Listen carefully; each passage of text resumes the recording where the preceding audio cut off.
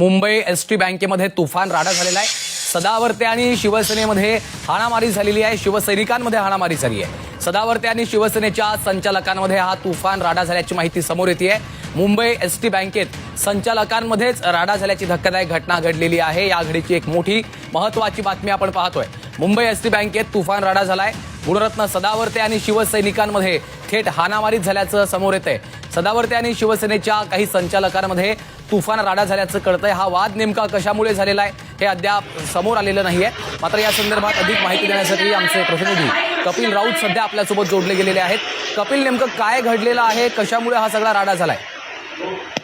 एक वार्षिक एक बैठक होती या दोन्ही संचालकांच्या टीम मध्ये, आणि ह्या बैठकीचं रूपांतर हळूहळू भांडणामध्ये आणि भांडणाचं रूपांतर हाणामारीमध्ये झालेलं आहे।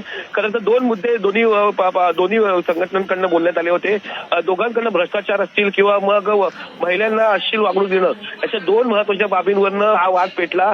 पहिले भांडणं झाली, त्यानंतर याचं रूपांतर हाणामारीमध्ये झालेलं आहे।